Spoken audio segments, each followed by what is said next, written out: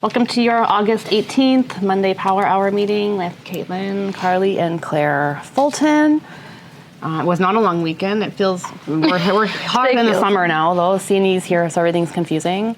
Anyone run open houses, or are we on vacation?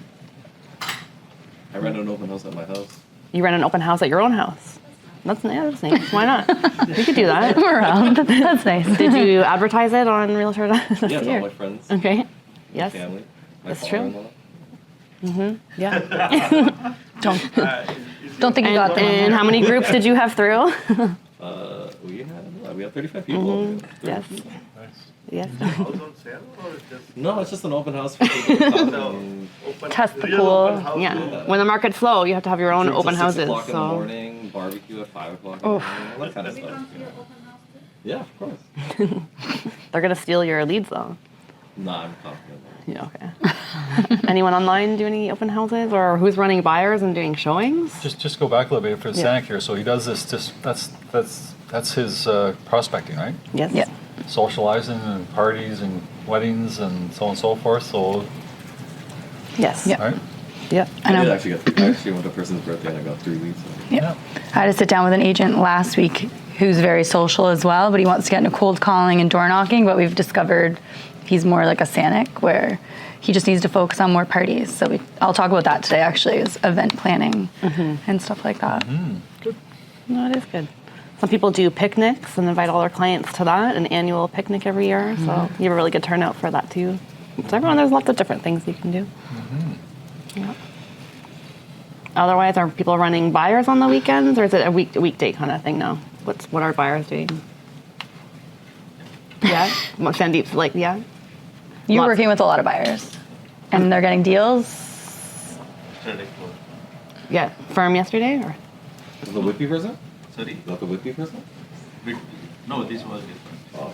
and what's it like? What's the inventory like out there? Like, is there lots to see, Yeah, we or saw everything 1.1, 1.2. Yeah. Put an offer, gave 5,000 more than asking. Yeah. Because it was, I think, three offers. okay, so you were competing. They yeah. were, the buyers were in love. They said, we don't Yeah. want to let it go. Okay. Oh, okay. Was it like fully done, renovated, Yeah, or was it done? Yeah, I think buyers are liking that right now. Yeah, anything not fully done, Yeah.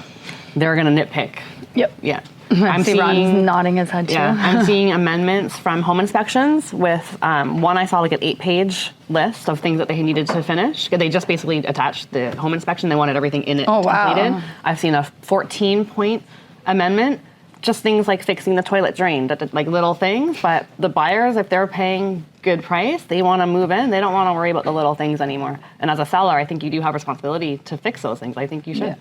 But I'm seeing really long amendments now. Yeah. We sold 6 right there. Yeah. The market is doing something. You sold your listing. How long was it on the market? A month. A month. We did offer day. 4 Offer date, and then you brought it up. But no one would go, like literally the one exact same unit sold for $1,050,000. We got $1,040,000. Yeah, $1,040,000. No one will go higher. What month did that one sell? Literally the same day that we listed. Oh, But a month later. So we're in a decreasing Decreasing. price Yeah. I think market that's right now. So whatever has sold has now set That the was the bar highest for price. lower. It's the opposite of what was happening over COVID. And that's proof right there. And not much, 10K. Yeah, but that property was also backing on for Rossland. It's, yeah. Yours needed some work though. So did they. Yeah. you seem upset about it. Yes. I had 2 listings on, one listing was on for 13 months, was a condo. One was on just over a month. Had both offers on Friday night, and they're both sold conditional as of Saturday. So Friday was a very good day. It was you need to book a cottage and you need to go away. I think that's if Yeah. something's not happening, you need to book a I haven't gone away in a long time. So it was the only time I went out of the city, and I'm driving up and trying to list. I was on the phone the entire way. So I don't know. I think that's a sign of the market, because one of them I did do a price improvement and some lighting and stuff. The other I was just price too, but And staging. yes. Honestly, I think you should reiterate the lighting. The lighting, maybe when we start talking about the market and stuff, I will. Strategy, because I don't think it's the lighting. I still think it's the price. So Yes, I did a price cut to an appropriate price and got a ton of I think the lighting helped the experience, but I still got feedback that it was the darkest unit in the building. Even- Mal has even- shown this particular property many, many times, so it did sell conditionally finally, but Wait, did you see it with the new lighting though? No, she didn't. But see, yeah, so she came in before that, but it's pricing, right? So I am curious what you think though. Can you Yeah. go back in? yeah, no. So I don't know. I think the market is. So we're starting to see something's a couple of properties that are finally selling too. Yeah. So did you notice that, Nelson? Or you see properties finally sell in the last week or so? Kicking around, yeah. Yeah. We've got a couple of samples here. One that's not our listing here, but this is a Bendale property on Barrymore, E9. Bendale would be Like Scarborough Town Center. Cowan and Lawrence, right? That area there. Yeah. Anyways, it was property listed for $1,099,000, sold for $1.235. Yeah, 28 days on the So market. that's pretty good. It's got 2 kitchens on it. I'm not sure if they're legal or not, but it's interesting. I'm curious if they did a list low and then they just hung out at that price. You'd want to go back in the history and see if they took out the comments. But still, so 1.2 seems to be a pretty good price in that. Yeah. Just off topic here, just so you know here, that I just made a question here about 1+1 kitchens there. I'm not sure whether the kitchen's legal or not, but just so you know, we're just talking about some agent that got fined from RICO for advertising or listing a property on MLS with an illegal basement apartment and put on the remarks that the basement can be rented. And of course, the buyer bought it and can't be rented, and complaint to RICO, they'll probably have a civil course too, but the complaint to RICO will cost the agent $6,000. 10. Sorry, $10,000. So just so you know, when I talk about advertising illegal basement apartments, basement apartments that have rental income but they're not legal, you can't do it, right? Mm-hmm. So it's potential in-law suite is the answer for that. Yeah. Got another one here. I was sort of watching this myself. It's a cottage, and I'm reading stuff about in cottage land. It's pretty difficult up there as well. Mm-hmm.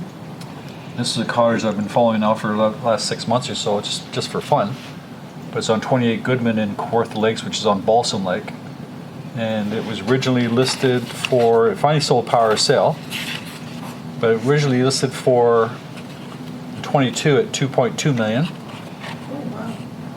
In 2023, 2.3 million, and 23, 1.9 million, 23, 998,000, trying to get multiple offers. Then it went back to 1.98 thousand, and again 1.98, then 1.8. Oh my gosh. I have a whole other page. I have a whole page of price changes. Whoa. What? There's literally a whole page. 1.7, and they tried to lease it a couple times. 1.7, 1.8, 1.9, 1.7, blah, blah, blah. And then finally went at a power of sale. Power of sale, it came in at, Oh my gosh. power of sale came in at 1.6, and they dropped to 1.3. They dropped again 1.3, 1.3, 1.2, 1.2, 1.1, 1.75, sold for 1040. Wow, $1 million in And they paid like 4 years. 1.8. Wow. 1.8 they paid for it? That's sad. Is it waterfront? No acres, it's a cottage on a, it's a 100-foot cottage frontage. All Wow. right? Water? Well, it's on the water. It's on the water. But the key is that they bought it in 2022 during the peak, and they've been chasing it ever 28 since. Goodman. Owners are still alive? Well, I don't know about that. So, and I'm not sure he even sold. I'd like to see it close. I bet it doesn't even close because there's, Why didn't you buy it? It's a steal. because there's, no. Because there is no. It's worth 900,000. Yeah. It's 6 bedrooms, 6 Yeah. washrooms. It has a bunkie too. Oh, it's basement. Yeah. Oh, man. No, man. Anyway, so I will say, like, the same principles, what we're talking about houses here, if it's not fully done, cottages are suffering even more because they're very old and really not done, and they're cottage properties. But those are selling for even less because of the amount of work that they need. If you're going to buy a cottage that's done up, you're going to pay a lot for that. So I'm aware now that a property also just sold. It was a condominium in Scarborough here at Birchmount and Finch. Sold in the 300s. Ooh. 350,000 or something. Wait, the one with the bed bugs? No bed bugs. No, nothing wrong with it. On Bay Mills. 2 bedrooms? I don't know. 40 Bay Mills? Can't be. It's got to be 1 bedroom, right? Like, that has to be cheaper than renting the same comparable unit, right? It's the same as, like, I don't understand. The same as Alex Roy's got one on Midland and Kingston Yeah. Road listed for 300s and 300,000. Why is somebody to buy that? Why are you renting? We told him to put it for lease and convert those renters into buying it because you're going to pay way more to rent it than to buy something like that. They're high. 500-600? Are they? Oh yeah, it's 1 bedroom only. This one here, no, his is about 650. which is okay for a one bedroom. Yeah. All right. Just that it's an old converted bill. It used to be a rental. It was converted to a condo, but it's got no air conditioning, right? So is it still overpriced, or are renters confused about the math or what they can afford? No, my point is that things are finally selling, and as I said last week, Yeah. it's not that the buyers have come into the market and increased it by 10% last month. It's that the prices came down to the Yeah. buyer's level, and Yeah. and that's why we're starting to see some of these things go. Yeah, So- because interest hasn't changed, so that didn't. I think they're starting to realize that might not happen. Prices are finally coming down. Yeah, so the Americans are talking about decreasing their interest rates for political reasons, not for economy. And Canada and Ford wants the interest rates to come down as well, again, for not the economy, but because of politics, right? So would you guys like to see interest rates come down? Anybody here? I do, but I don't, because I like the pressure it's putting on prices, and I think affordability is going to be driven on the price more so than the interest rate cut coming down. I think the impact of that will make things much more affordable. I'm okay with maybe like one more decrease this year, and then prices going down is a very good thing for everybody. Honestly, that's my opinion, but. I heard the guy in the States last night there, the guy that's in charge of finance, he wants to see a half a point cut. And everybody was saying, good luck. I mean, maybe a quarter point if anything. That's just not the issue. The reality is the cost of living is still higher today than it was in 2022. And that's the bigger problem. The interest rate cut is not going to help affordability. Now, I was reading some article as well talking about how the baby boomers are spoiling the market. Baby boomers are ruining the market. Baby boomers are not moving out of their houses. They're empty nesters, blah, blah, blah. But I was also reading that baby boomers are also saying that they wouldn't mind prices going down, just to make it For more their affordable kids? for everybody. I'm reading kind of opposite things, though, that people are using their housing as their sole retirement fund, and they're banking on prices staying the same or going up. That's true. So there's mixed depending, so, yeah. Yeah, I wouldn't mind seeing prices come down myself, but Yeah. we'll see what happens. This can go down, but not my house. Yeah, exactly. Exactly. Not mine, not my Yeah. client's house. Everybody else's, right? Everyone has their own exactly true. special. That's exactly what it is. And I think that mentality, though, is changing a little bit. I think people's egos they're starting to come to realize, hey, if I want to sell my house, I need to come to terms But with it's the price. funny watching the people that are doing both at the same time, and they want to buy really, really low, and like Ethan said, but their house needs to sell Yeah. higher in their brains. So Yeah. it's very interesting. Yeah. No, it is interesting. So I want to talk about disruptors. Okay. You know what a disruptor is? Yes, we do. Did you guys hear any disruptive news last week? So, so these people, we do this meeting on YouTube there. So a lot of consumers read this as well. I didn't realize that, but have cousins of mine that they actually watch the meetings as well. So Yeah, it's we've got kinda some odd. friends. Yeah. So I have to be diplomatic what I say, because this is a sales meeting here. But anyways, disruptors are these companies that come in there with a better mousetrap. They got better this and better that. The last one I read was they got this tech and that tech and AI and do this and do that and do all the wonderful things that they're doing. And by the way, you buy through us and we'll give you part of your commission back. In my mind, I'm thinking, if you're that great and you're that wonderful, why are you giving me any commission back? I don't understand it. You know what I mean? Yep. So now we've got a disruptor called iPro.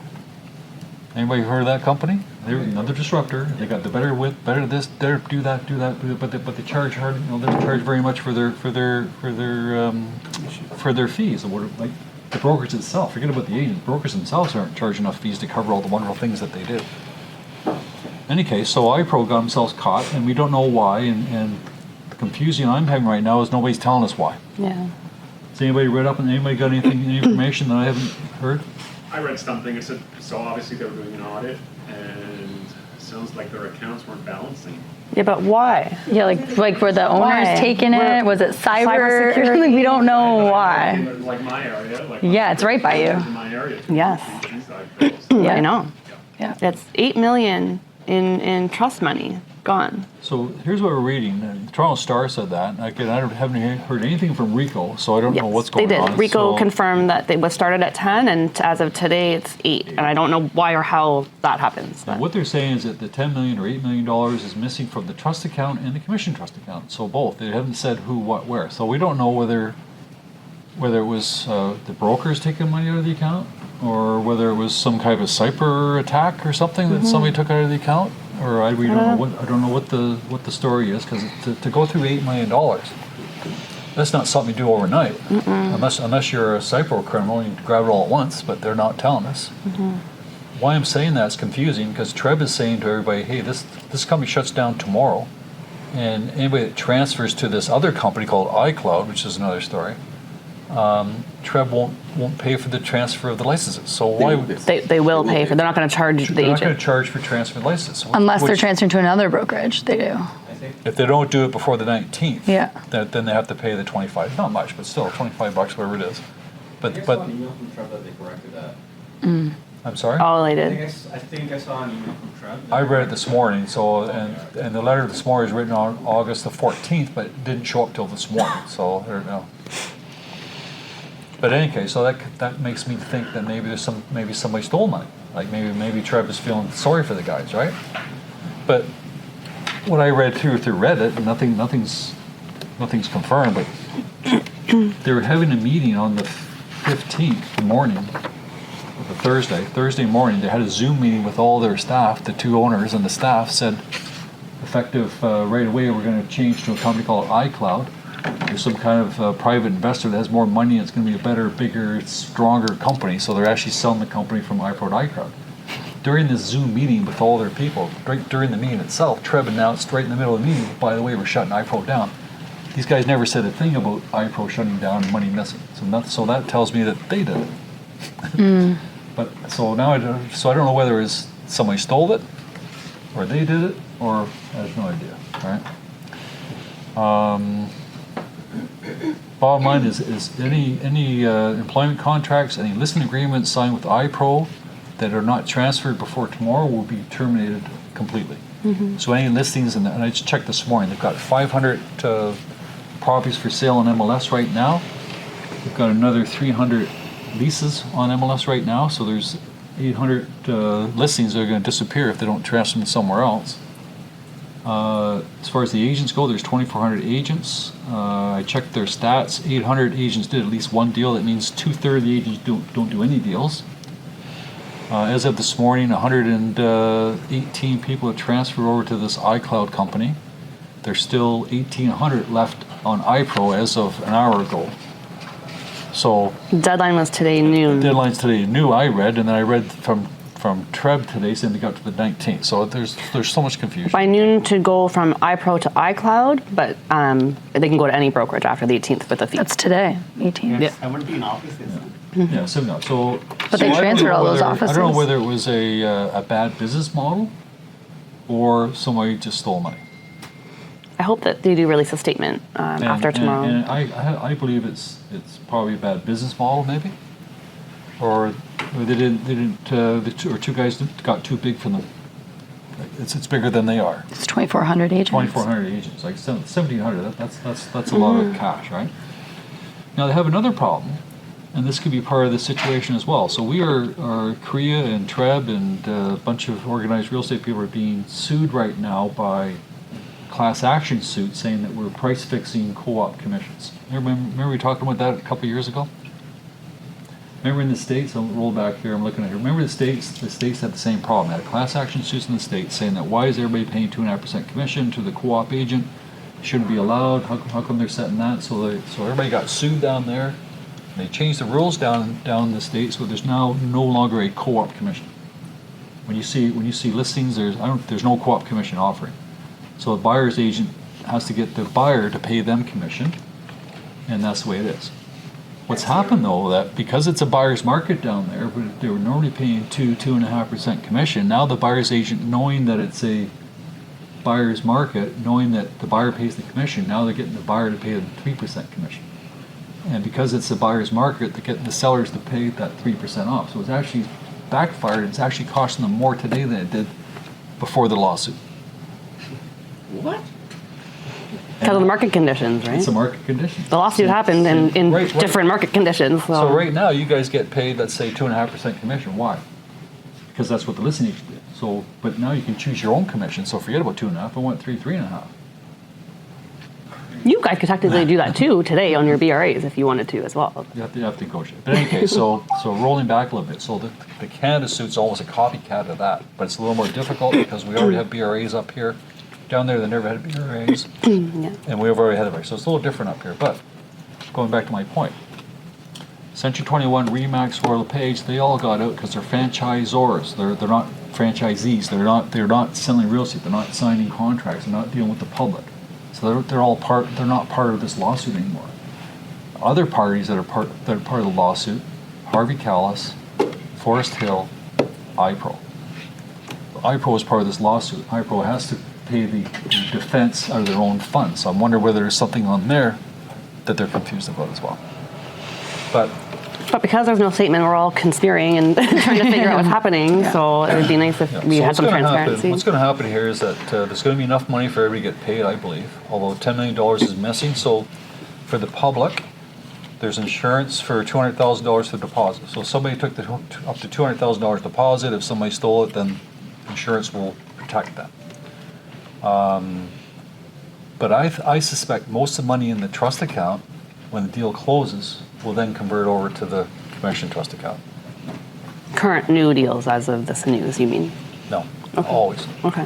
So right now we have a trust account, and when the deal closes, the broker just moved that trust account money into the commission trust account, and then they pay you guys and they pay the other brokers. So it doesn't affect the deal. So I think the deals will still close like normal, but that money's going to go into the commission trust account, which will offset the $8 million loss. Everybody follow me here? Sorry, the last part, can you repeat? If there's truly $8 million missing, that money likely will come from the commission trust account, not the real estate trust account. But So in other words, the agents themselves will be getting paid if there's $8 million, and the insurance maximum is $4 million. Yeah. So if there's $8 million missing and the insurance is $4 million, $200,000 per maximum per single deal, but $4 million total, that means about 50 cents on the dollar the iPro agents will be getting paid. Yeah. Did it make sense? Scary. Is that a question? yeah, I think you should. Yeah, I've seen confused looks too. I think what you're saying is that agents at iPro's commissions are at risk. Yeah, not ours. Yeah, so just be clear, any iPro. deals that we've done, that you've done, where you're the listing agent, we're holding those deposits, so we're going to disperse those. But he's talking about what's Their happening listings. to their listings. Yeah, if you sold one of their listings, then there'd be an issue with us. Now, And your fortunately client. for our office, we only sold one of their listings, And we're holding much more. and we sold that. 8 of theirs. So I'm not sure they're set off or not. That's something I have to check as well. But we're safe. You guys are safe. Yeah. But the iPro themselves are maybe not. Here's the confusing part. That's why we need more information. There's agents that are saying, well, they want to go to a different company, but They want to make sure they're getting paid. the fees are too much. I'm thinking, well, if the company went broke because of the fees, then the fees are not enough. Yeah, we haven't learned the lesson. They haven't learned a lesson. This happened back in 1990s. This is nothing new. This happened in 1990, same thing. I remember interviewing a bunch of people back in the 1990s, and this company went out of business, a particular brand, and I talked to them, and then they said, okay, I did my pitch, and they phoned me back and said, no, they decided to go to this other company, which is the same brand, same franchise as the other one that went broke. I said, why would you stay with the same brand? Like, they already went broke once, why would you stay with them? And the answer was, because this one's cheaper than the one that just went broke.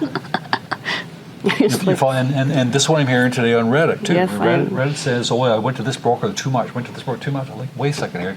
Your brokerage just went under because they're not paying enough. It's not hard to figure out, Yeah. right? And by the way, back in 1990, the company that they went to the second time that was cheaper than the first one, that company went broke as well. Of course. So it's not the end of the world. It's bad. You read stuff on there and Reddit says, well, that's why we shouldn't hold the deposits. The lawyer should hold the deposits. Trust me, this is one broker in how many years? Mm-hmm. Yeah. Since 1990.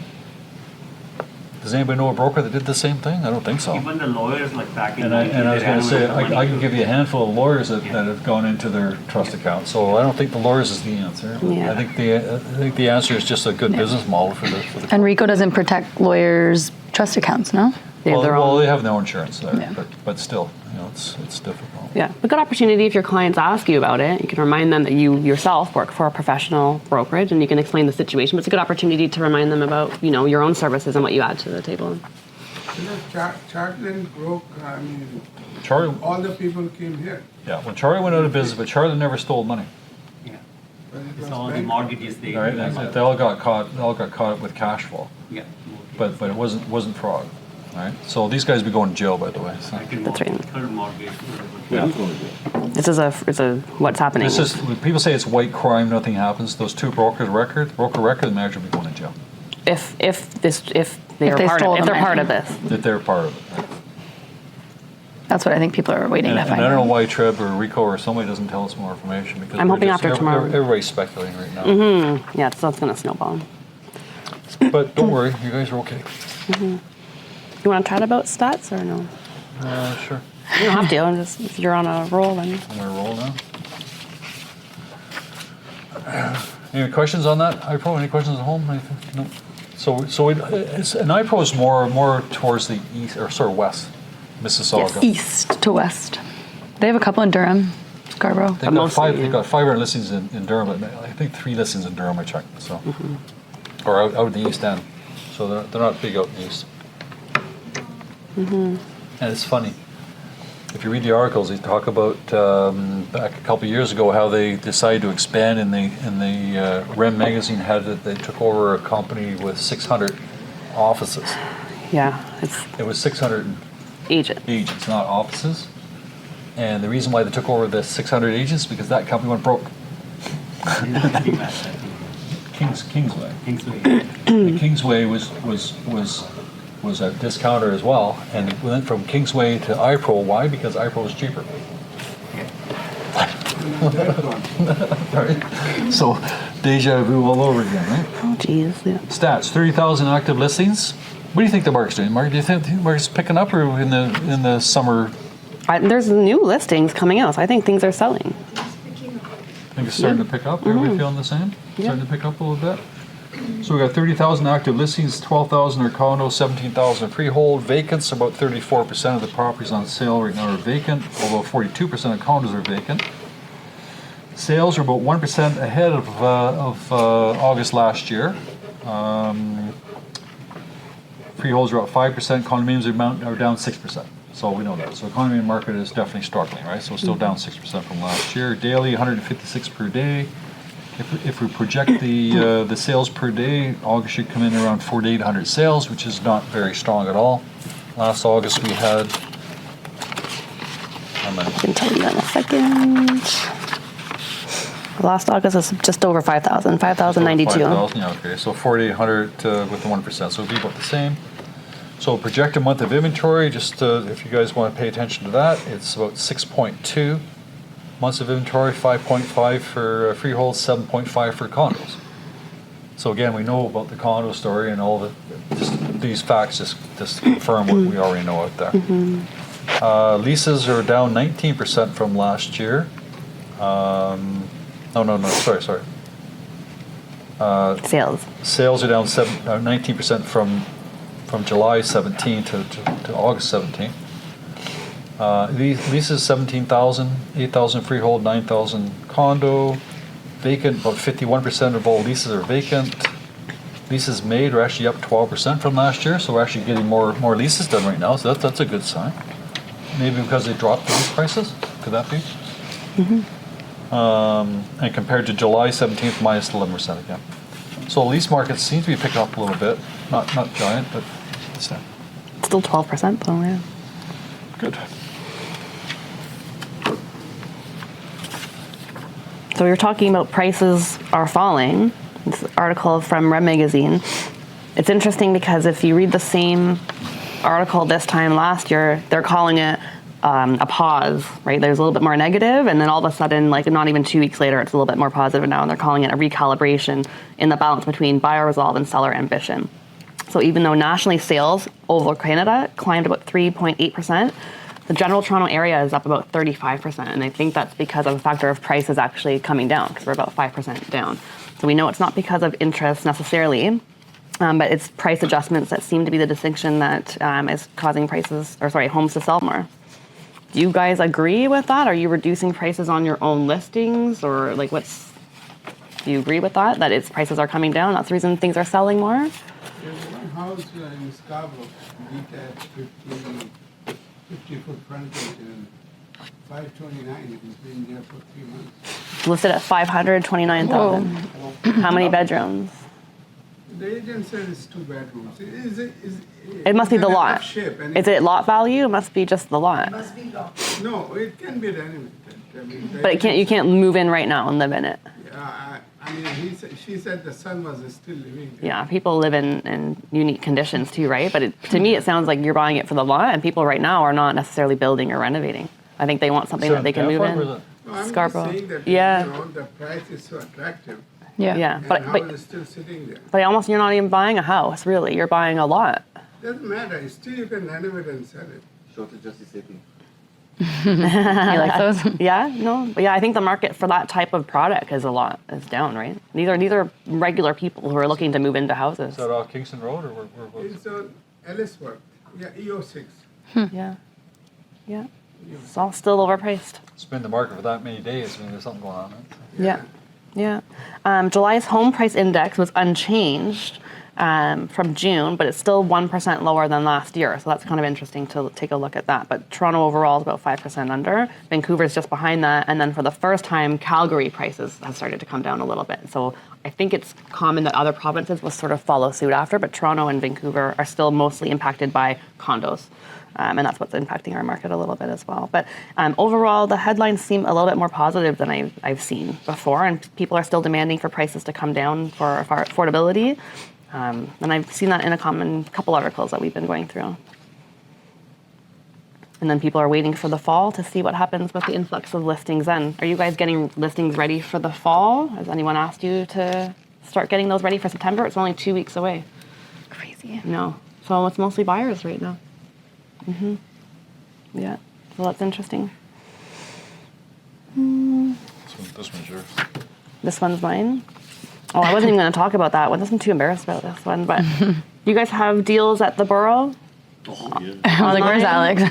I know we do. I don't know if maybe people online. I know we do have a lot of deals. This one's interesting though, because most projects this one hasn't even started. This is in Scarborough. I forget the intersection it's in 6 now. years ago. Is it Birchmount? Birchmount and Lawrence Avenue East, the Borough. Sold it 6 years ago for like very cheap. And they started now a Facebook group, 200 people, because the communication is lacking. But this project's interesting because unlike other projects that have admitted that they're not being built and they've shut down or given deposits back or there's some sort of communication, these guys keep saying that they're in a permitting process right now for the second phase. And it's true. This particular person went out to that people and they are in a permitting process as of 2024 for it to be approved. So once it does get approved, this will be phase 2. They'll go back to the original buyers and ask them to pay today's prices or perhaps give them their deposits back. But this has been 6 years in the making. It's one of the few that I've seen that are sort of trying to rebrand and remarket it, rather than just admit that you're shutting down and not going for it. The prices will be higher. a lot higher. I think they were like 200,000-300,000 than what these things sold for 6 years ago. I can't imagine any of the current buyers would still want to participate. Well, they almost have to. They already failed the first time by not selling them for high enough to build in the first place. The margins were too small. Margins are even bigger now. And they haven't started. This will be really interesting, but they're talking about a relaunch at the end of October 2025. Oh my God. Where's Alex? I was going to say, yeah. We did a lot in that one. But you drive by, like literally nothing has happened to that site in 6 years. And we have some deals with them. So. You still read the news? So this came across my desk. Do newspapers go to the houses anymore? Is No. the Scarborough Mirror gone? I haven't seen any. News advertiser gone? We're like, what's that? Oh, this is ancient. So this is called, relic. This is called the M Pulse. It's paper. It's older paper than this paper. There's only one realtor that's advertised it. Oh. Full page.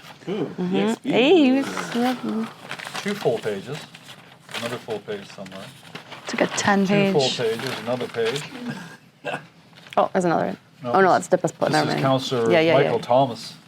I'm surprised he's showing his face. But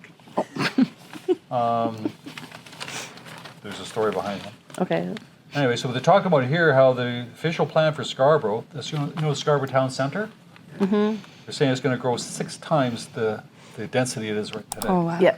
They're going to add something like a dozen more buildings, at least 45 stories tall in the coming years. So the whole area there is just going to be jammed with condominiums. They're trying to make it like a whole downtown area. Yeah. So that's interesting, right? So I know that the hub in Pickering, same thing, but this is twice the size of that.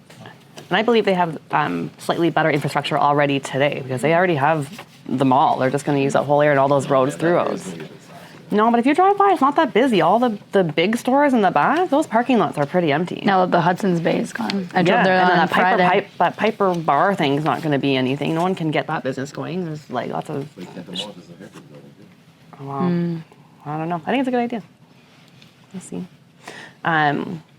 This was funny because I believe it's true, and you see it when you go to parties and talk to people, and everyone always wants to talk about real estate. And the Canadians love real estate. We love owning our houses, and we love talking about the market and what's happening and the prices and mortgage rates. It's like such a conversation. And this article is talking about how our obsession with housing is actually stunting our future because we've put so much sort of thought and energy into housing.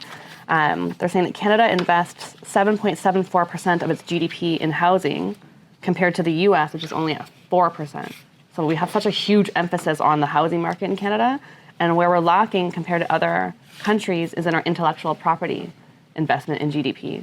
So people like Japan, where their housing is only 3.9, their intellectual property is 5.7. So intellectual property is people and labor and employment and trying to entice tech companies to come and start here. So there's more investment in that. The US is 4% housing, 6.8% intellectual property. And that's given them the opportunity to have big tech hubs if you look at Silicon Valley and Austin and things like that. And Canada's been growing and growing, and they talk about how in the 2008 crisis, the near zero Bank of Canada benchmark rate fueled cheap borrowing, encouraging real estate speculation, driving up home prices. And saying, unfortunately, this cheap money seldom reach ventures or small businesses. So at the same time that housing has become such a boom, our small businesses and sort of desirability for these big hubs to own companies there has been decreasing. And they're also saying it's, all this capital has flowed into luxury rebuilds and was eroded by high development fees. And it's sort of it's just put too much pressure on the housing market by itself. But it's true, I really think Canadians are obsessed with real estate. It's just everybody loves it. I don't necessarily think it's a bad thing, but it is quite a big jump. And I don't know if, Claire, you were talking last week about the way that we calculate our rental prices. We add that to our GDP. Is this inflating that percentage overall totally anyway? So maybe if you stripped out that, we'd be more comparable to other countries as well. But it does say that we're lacking in intellectual property investment, and so that will impact our housing market as well. I've got all bad news in my pile. I have lots of good news. So okay, you're am I correct? So expect later on this year that Rico or Trev was going to come in with electronic lock boxes. Sorry? No. Why? We already talked about this. Why are we? Yeah, I expect later on this year. Don't be surprised with Rico or Trev introduces electronic lock boxes. I've been predicting this have to buy since from them. earlier this year. You have to buy the Sentry or whatever that lock Central is, lock. and whatever system's involved. So because they're getting too many complaints. Rico's getting about 20 complaints annually over people That sounds inflated. giving the lock box. I don't know. But that's because they're ruining the lockboxes preemptively. What do you mean? I have a theory that Trev is doing it something. Well, I know that's part of the conspiracy to bring in digital lock boxes, guys. So the suggestion here is that it's conspiracy that Trev is actually that ruining it. agents are giving lockbox codes to clients No. without them being there. Is that the conspiracy? No, the conspiracy is that we had a batch of lock boxes that were broken, and he thinks somehow somebody did that on purpose. So they want to use something used in Kitchener?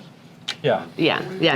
If you're already doing showings out in those areas, you're familiar. Because it's happened. I mean, it happens quite often. We're not immune to it there. Where clients, and I can see the situation. It happens. Somebody's client is waiting at the door to get in the house for inspection. Let's say 4 o'clock, and the agent's half hour, 45 minutes away. And the client says, "I'm here. Where are you?" What's the agent going to do? It's going to give them a lockbox code. And guess what? Every house has today a Nest camera or a camera. And guess who complains, right?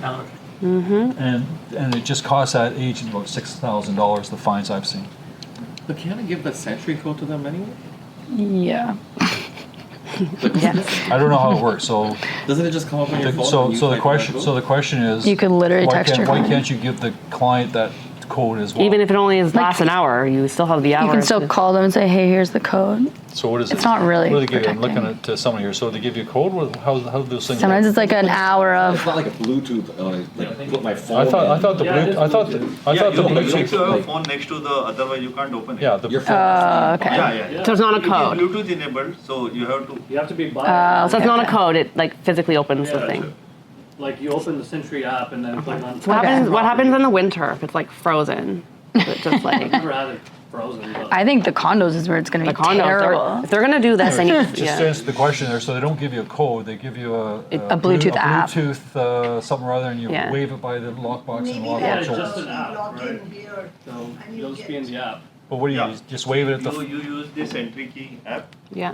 so you will have the code on your phone.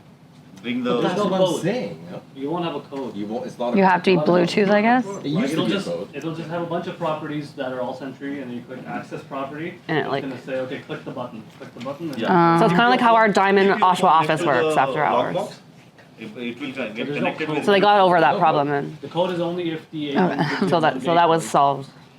I remember before it was a code. There's a code. I think they changed Right it. now, there's no code at all.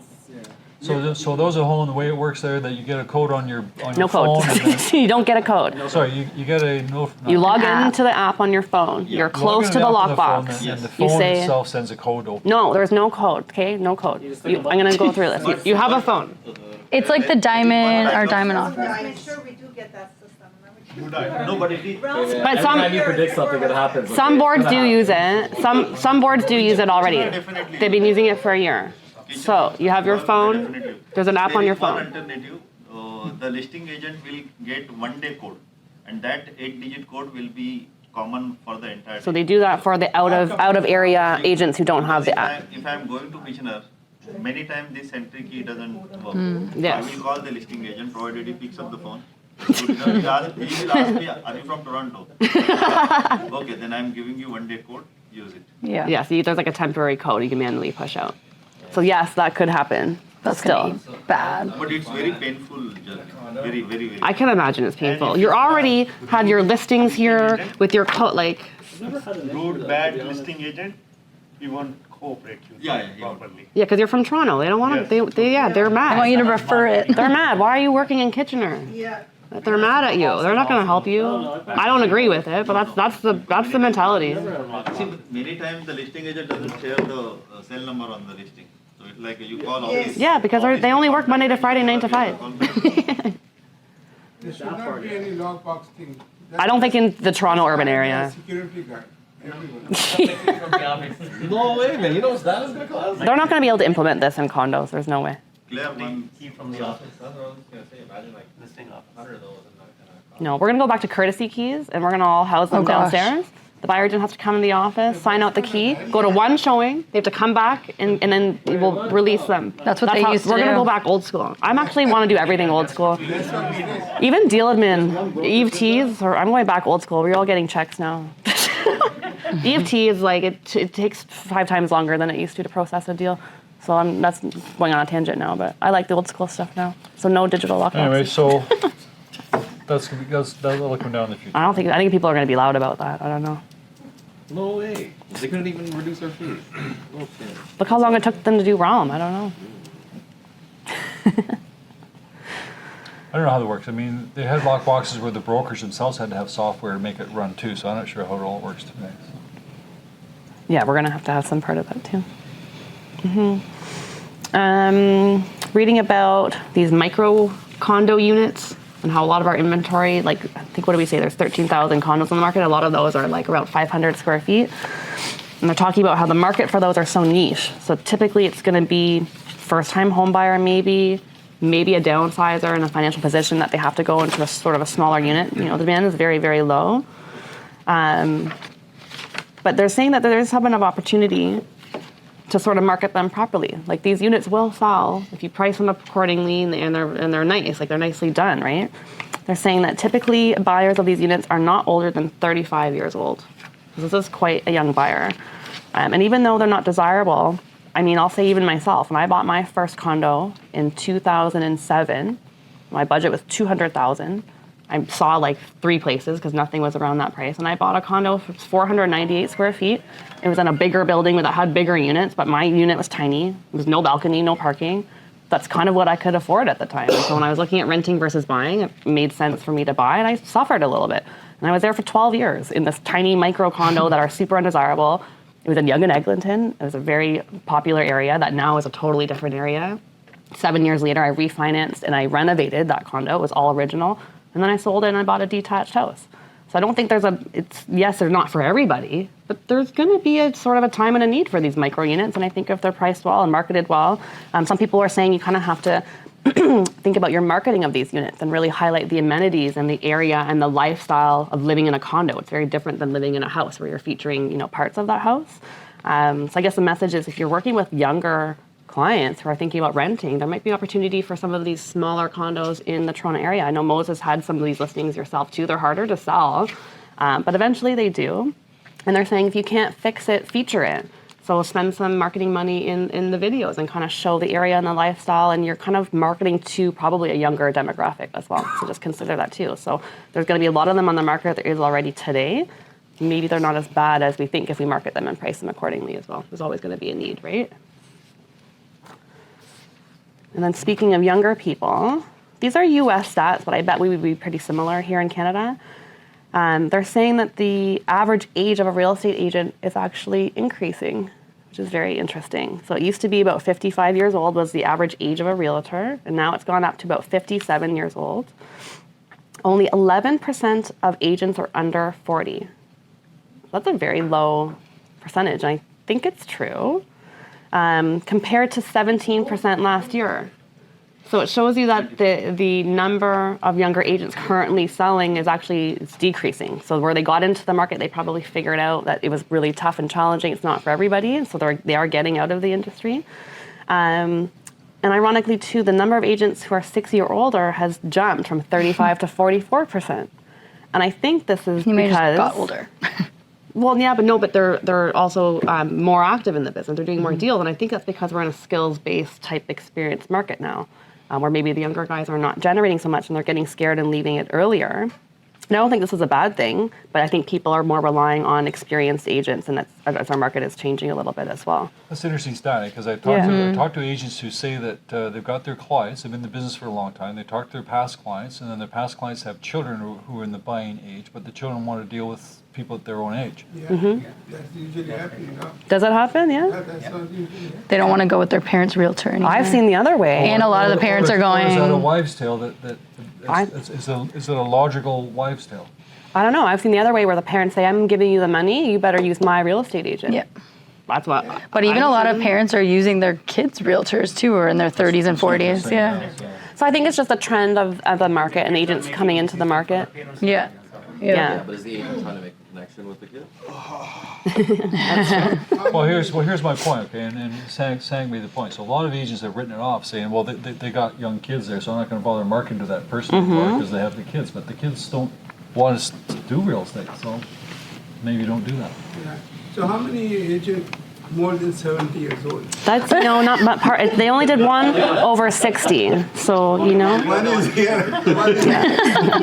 But I think too, for any younger agents or viewers out there, it's not a bad thing that it's a lower percentage. It's a good opportunity for you to market yourself to younger people. But I also think it's an opportunity, like we see people that don't do college or university or anything, and they do high school and then they go right into real estate, and then they're super young and they're like, they have no discipline, no time management, no people skills, no social, no marketing, like all these things that you would have learned in university. A real job. So if you're younger and struggling in real estate, it doesn't hurt to maybe get a job where you're going to learn a bit of discipline and having a boss and showing up every day. You're also going to meet other people in that Customer industry. service. Maybe go to college. Maybe your college is in a business program, not necessarily just like the real estate classes. Maybe it's a business degree or a marketing or something like that. Even a trade, something. But there's things you can do if you're younger, trying to get into real estate. It's not working right now. It's not against you. Yeah. You can do it. You just might need to do some other things in the meantime. Watch our videos, get active on social media, but you may want to get some employment or go to school and learn some discipline. Well, a lot of your clients are coming from people you went to school with, right? Yes. So if you went to university, I'm sure you're going to get a lot of clients from sports and school and stuff, so it's not a terrible. Dad made us go get jobs before Yeah, this. if you're an agent that's trying to do succession planning and you've got kids that you want to bring into the business, my advice would be let them go to school, college, some sort of post-secondary that's not the real estate courses, like something else, or have them get a job outside of real estate, because they're not going to learn necessarily discipline that you need, unless you're going to be on them and really teaching them. It's a very interesting skill to learn when you're outside in the world dealing with strangers and people that are not your friends and family too. So I know people have succession planning right now, so just keep that in mind. It's a way to help them. We were never allowed to get into real estate until we all had university, corporate, sort of different healthcare experience. So it's helped us, I think, today now. So yeah. It's interesting. I remember years and years ago, 10 years ago, 15. Older guys didn't want people to know what they had for lunch, so they didn't go on Facebook. That's what I heard, right? Yeah. People didn't want them to know their personal business. That's weird. Because nobody, why would I take a picture of my It's not professional. It's not I heard this all the time. Yeah. And then the young kids come in, and they've got a database of not necessarily Facebook, Instagram, or whatever's out there today. They've got a database from kids they went to kindergarten with. Yeah, stayed in touch with. So they've got young kids got like 20, 200-300 people that they know, but the old guy that doesn't want anybody to share their lunch, he's got 2. Yeah. Right. So nowadays we know that is huge database that Instagram and Facebook and whatever you're using out there. So don't be shy, use it. Right. So. Yeah. I know the world's changed a little bit with that too. It's interesting. It's curious, right? Condominium market. We know the condominium market's tough, right? If you're not the cheapest unit there, then you're going to sit there forever, I believe. Condo prices are down 9%. But what they're saying here, I haven't got it here, but they're expecting something like 17,000 new condos are going to be finished in the last half of this year. And that inventory will also come on MLS. Mm-hmm. And you're going to be able to go visit it and see it, touch and feel it, right? It's going to be a totally different pre-construction experience. Many of them are going to be small. Yep, they are. They're all going to be small, but as I said last week too, the Ontario government and maybe some other people are going to force people to come back to work. So if you've got this cottage up north that you don't want to lose $900,000 on because you moved it there and you're working up there, just buy yourself a little, what do they call them there? Pied-à-terres, little studio. Just downtown, so that they'll get a little place downtown to rent. Yep. And then they go up north. Yep.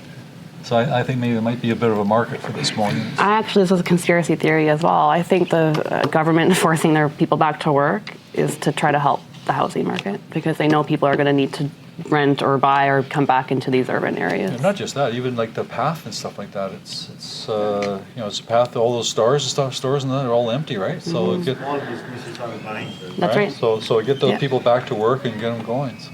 Yeah, I do think though.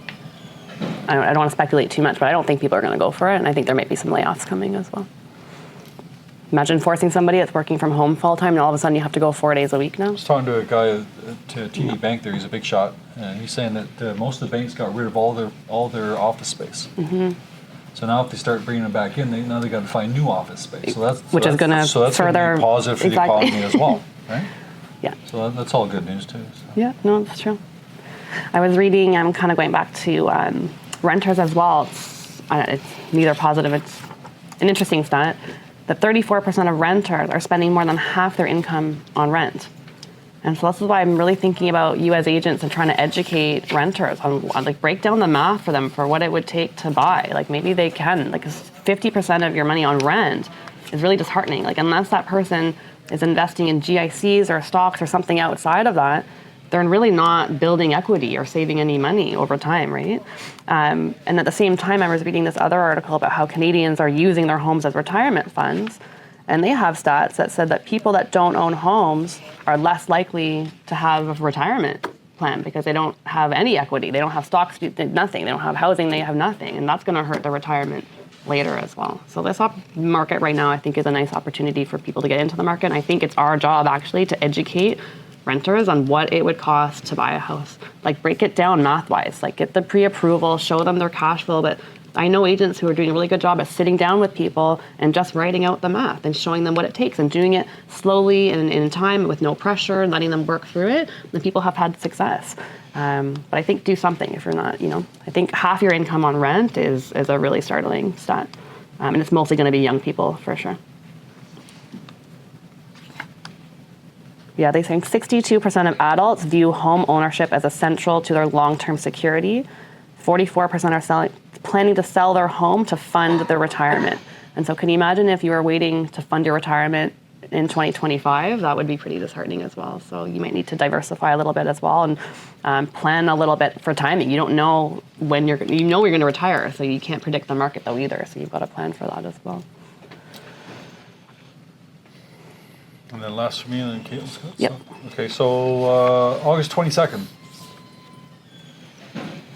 His birthday. Rico dues?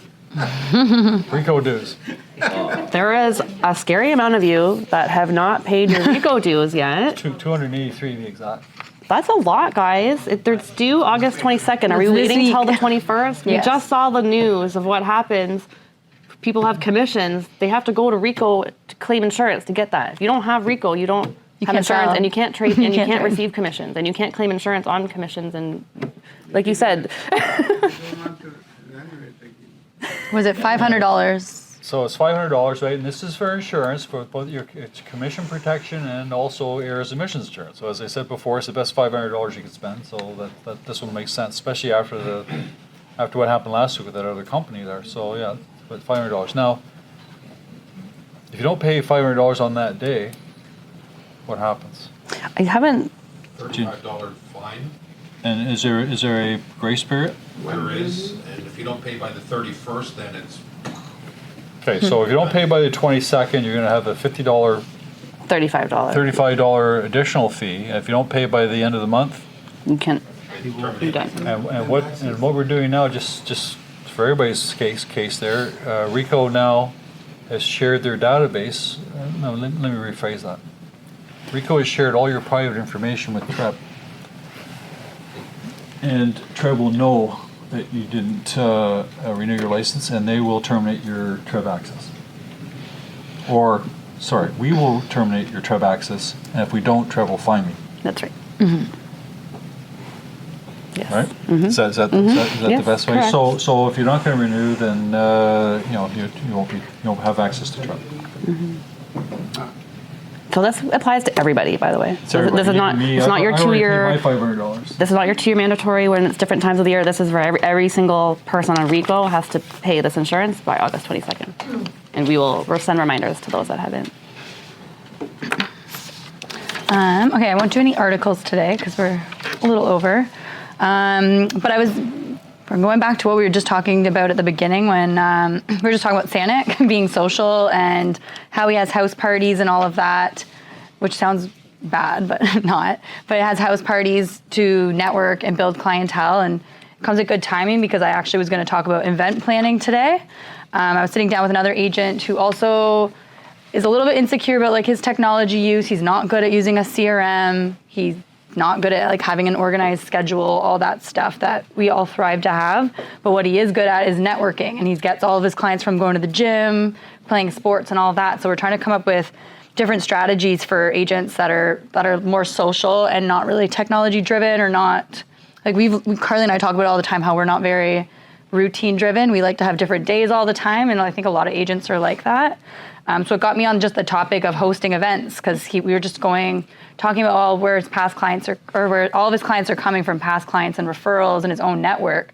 So instead of him wasting all this time doing the online leads, cold calling and all that, we are coming up with a strategy now on how he can do some more events next year. And he brought up a good point. He's like, I want to host events, but I actually just don't know how. Like, I don't know where to start. And I know we've got a few agents. I know Morale, you do like picnics and stuff like that with your past clients, right? In the park. And then I wrote down a few because a lot of our agents were busy this weekend. I don't know if you guys follow some of these agents on Instagram, but Christina and Varan threw an event yesterday at Gabby's in Pickering. It was like an autism awareness kind of event, and they brought a bunch of agents and friends and all that came out, which obviously is for charity, but it's also a way to be in front of your past clients and all of that. So they partnered with a restaurant. They had a whole big event. There was money, there was cash bar, all of that. But then I think Chad, you were there. There was a lot of people there, right? No, but I think the whole point wasn't for the agents. It was more for Christina and Varan's clients more than anything. So it wasn't a Percy Fulton event by any means. That was Varan and Christina. Christina was promoting her nail salon, all that stuff as well. But I'm sure they're going to get some clients from it. I also saw Natsumi did an event, I think it was yesterday. I think it was a Japanese festival. Do you know exactly what it was? Mm-hmm. But she like came to the office, she borrowed a Percy Fulton like table runner. They had Fulton shirts on, and then she had like a whole bunch of stuff that they were doing at that event. And she does a ton in that community as well. Elizabeth Anderson and Loretta, they do a lot of business to business events where they'll host networking seminars, they'll have panels, and they're mostly networking with business women. Usually they're all women and they run events like that. I have Morale that does picnics and all that. Omer's team also did an event. I think his was with the Filipino community. They had a big table. I think they were doing giveaways, all that. They were promoting it all over their social media. And then even like Sanic and myself are very similar.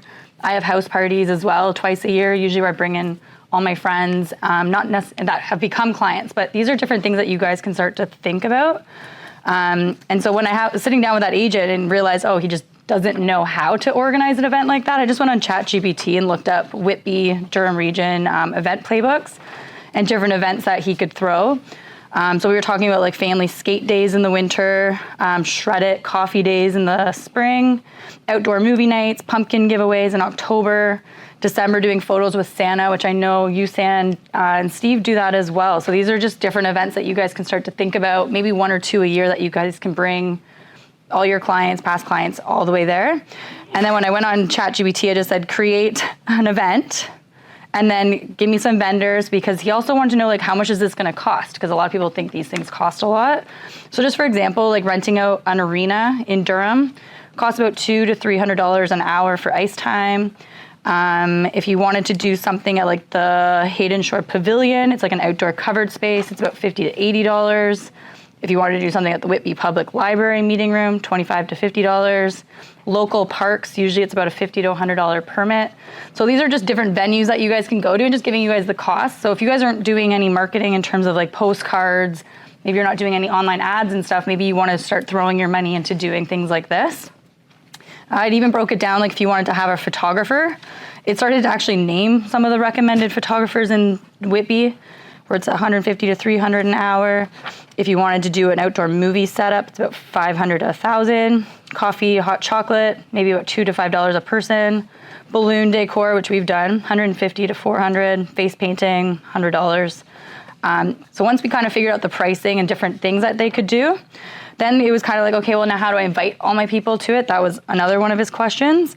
So ChatGPT gave 6 weeks before, choose a date, venue, book your vendor, set your budget, create an event page. 4 weeks before, send out a save the date email, post it on social media, ask sponsors to share. 2 weeks before, do a post prep update, mail some flyers, confirm the vendors.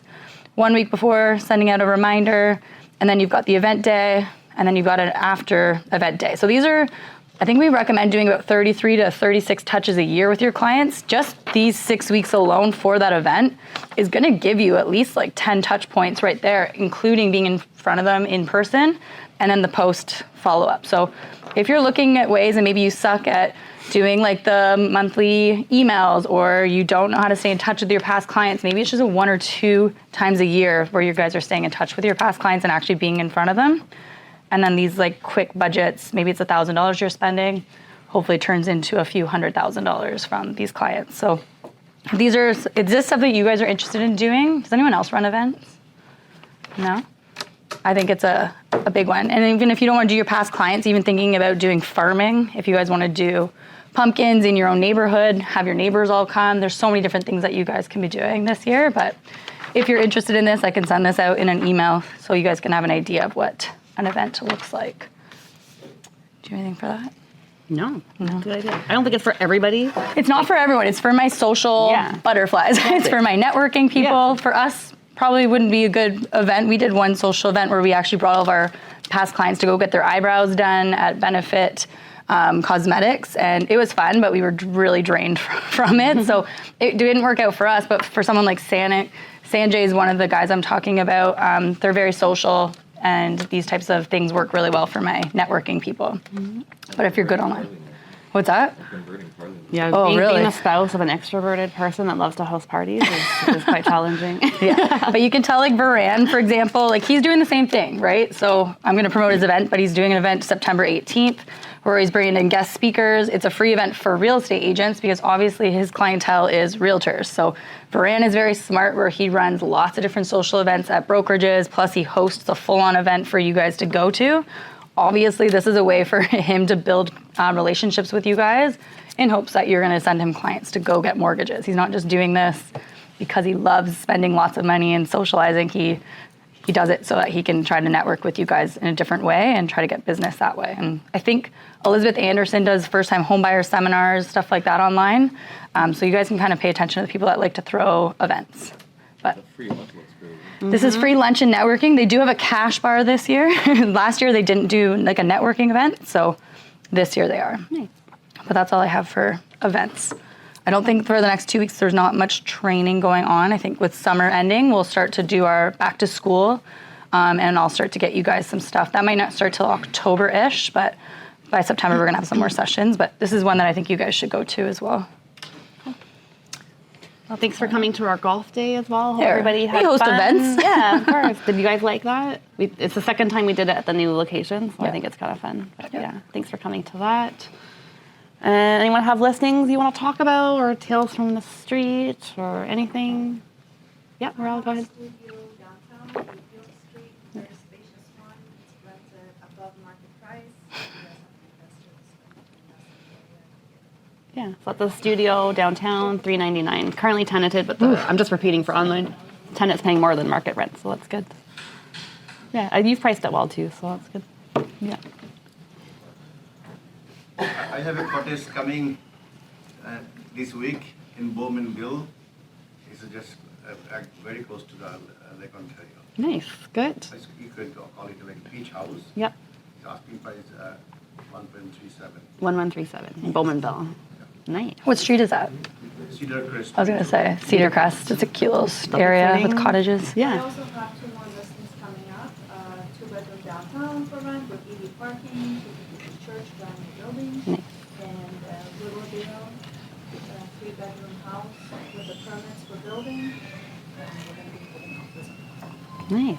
That was a good thing you just said there, but the EV parking, Yep. so that's a new thing, because one of my tenants said, is there EV parking in the parking lot I have down? Oh. There isn't, but, so that might add a little, It does not. that It does, must yeah. add something to it, right? Yeah. Is there EV parking in the visitor or like the page? Might be, I don't know. How would landlords handle that actually if their tenant wants EV parking? Who pays for that? The tenant or the landlord? Well, It's a hydro charge. Well, so- I'm not sure they can let you do it. You gotta go to the management and see if they even let you do it. Usually costs like $3 or $4 to install. Yeah, the landlord typically will probably set up the actual outlets. and If then- it's all set up, I mean, there may not be enough power coming to the building, so it might be a real problem. Yeah. Interesting. Do you want to talk about something? Oh yeah, September 10th. I don't know the topic, but Business law, please. business law. Oh yeah. So September 10th, we're gonna have a lawyer come in. Sorry, what's his name? Santa. You might know better than me. Vino. Vino. You're not here, right? So I'm not. I hosting won't be this? here. So Okay. Santa's gonna be hosting it. He's gonna be talking about, I think, what to do when you lose money, like when you are buying pre-construction. Yeah, which we're seeing a lot of is clients that bought a couple of years ago. Now they got to sell now and they're losing money. So I think he's gonna be talking about how to handle those types of transactions. So it should be pretty good because I think we're hearing that daily now. But that's September 10th at 11. SANC did a session on AI. Well, did you? Yep. Should do one more. Oh no, you've been talking about it. I thought, no, you did a presentation here. Yeah, you did. You did a whole presentation. He did Tech Tuesday. We did a bunch of technology. ChatGPT was one of them. Yeah. I want to find that YouTube again. So. Okay. Okay. Maybe Sanic will host another tech day. September 4th. Yeah. Do you guys have tech that you would want to learn about? We want. We talked about Canva for a bit, which we haven't done. But yeah, we can think of another session. Okay. September 25th, Century 21 Corporate is hosting a Blue Jays game downtown as well. If you want to come to that, I think there was early bird pricing for tickets, but you must be able to still buy tickets to go. I just don't know if you get the jersey You and just don't stuff get a included. jersey. But yeah, let us know if you want to go. We'll send you the details because some of us will be going to that as well. Who's hosting? Century 21 Corporate. So usually we have our Central 21 Canada conference every year, but this year they opted not to do a conference. They're going to do a Blue Jays game instead, and then in March next year, they're going to be doing the 50th anniversary in Vancouver, which is another conference that you guys may be interested in. We love going to that conference a lot, so. Is it standing room only, or is it assigned? Yeah, it's basically like standing room, and they have like an area. $20 ticket? I don't think it, well, I don't know what they're selling it for now. What they were selling it for. If you go to a $150 with regular, jersey. yeah, if you go to a regular Jays game, you can get a $20 outfield not that ticket. cheap. This one's, no. Yeah. 150, I bought mine yesterday. You did, okay. And it comes with a jersey still, or? I don't think I did. Was the cost the same? Yeah. Okay. Interesting. It's a little I expensive. forgot about it, and then Christine reminded me yesterday. I forgot. Oh yeah, she just booked hers too. Okay, nice, good. Another fun thing you can do is if like you have an artist or someone that you really like, I'm a huge Michael Jackson fan, I'm going with 15 of my clients to see the musical. Oh my Oh, gosh, cool. that's so fun. So for those online, Oh, that's fun. if you're like a music fan or like a particular show, Morale's going with 15 of her clients to see Michael Jackson, like a show. Like Yeah. And are you paying for the tickets or your clients paid for No, it? that's a social. Okay, perfect. Okay, good. That's really fun. So it's not costing you too much, but it's giving you an opportunity to hang out with Buy them. everyone sparkly gloves, right? Just her presence alone. That's so cute. Mm-hmm. Yeah. Your Instagram would be crazy. Everyone has sparkly gloves. Oh my God. That could be like a $1 glove. Come on. Nice. See, perfect. Or the hat. Yeah. See, good collaboration in person. Can I go? He was trying to get my sister to work. Oh, see, I know. Don't trust anybody. ABC, always be close. Anything online? Anyone ask anything or no? Okay, well, have a great week. There's no long, everything's normal, right? Everything's normal. Okay. All right, see you guys next week.